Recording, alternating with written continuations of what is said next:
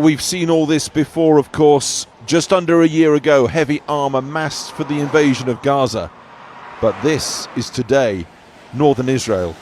The IDF, Israeli Defense Force, saying its special forces already conducting probing operations on the ground in southern Lebanon.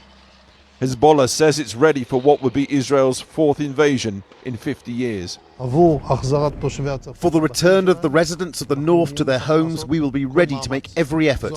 This is your mission. This is the mission of the IDF, and this is what we will do, and we will employ all that is needed. Your forces, other forces, from the air, from the sea, and also from the land. Central Jerusalem, and you could so easily be forgiven for believing this country is at peace.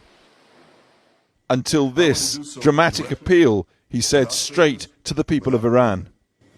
There is nowhere in the Middle East Israel cannot reach. There is nowhere we will not go to protect our people and protect our country.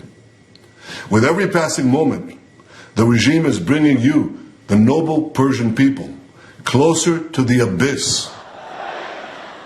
So why, and why now? Perhaps because Iran promises revenge after Israel killed the leader of Hezbollah, Iran's delivery team for war on Israel 3 days ago.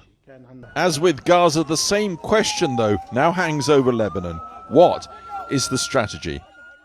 I think that in the last 2 months, the Israeli IDF, the Israeli army, managed to more or less conclude most of the military goals in Gaza, and it was more, I would say, ready to take care about the northern front.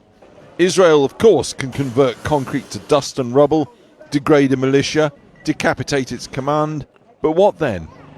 When movements, ideologies and dreams remain intact and only politics can work, what then? We should seek a political solution.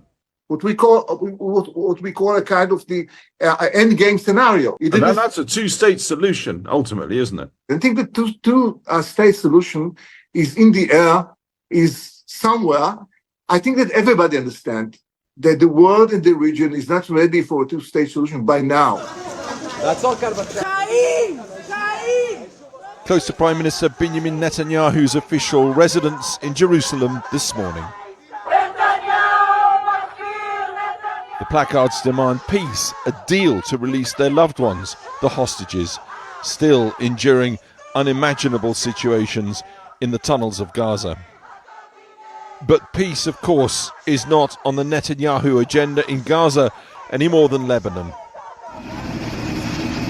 Gaza, near Khan Yunis today, Hamas attacked a number of Israeli military vehicles, seriously injuring several Israeli soldiers.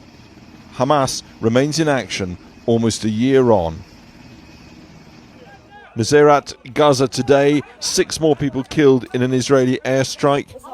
Like a scene from an earthquake, those trapped but alive, pinpointed, reassured, and perhaps pulled from the rubble in time. Hezbollah says the Gaza war is why it stepped up its rocket attacks into Israel. Thus, Gaza's violence now brings Lebanon to the brink of a fourth Israeli invasion. And war on a third front continues in Yemen, where at least 4 people were killed by an Israeli air assault on what it said were Houthi rebel positions yesterday. As Lebanon awaits possible Israeli invasion, Israel expects Iran's response any day now, after it killed the Hezbollah leader in Beirut on Friday. It remains all about attack and response, the sound of meaningful diplomacy all but drowned out by the din of war.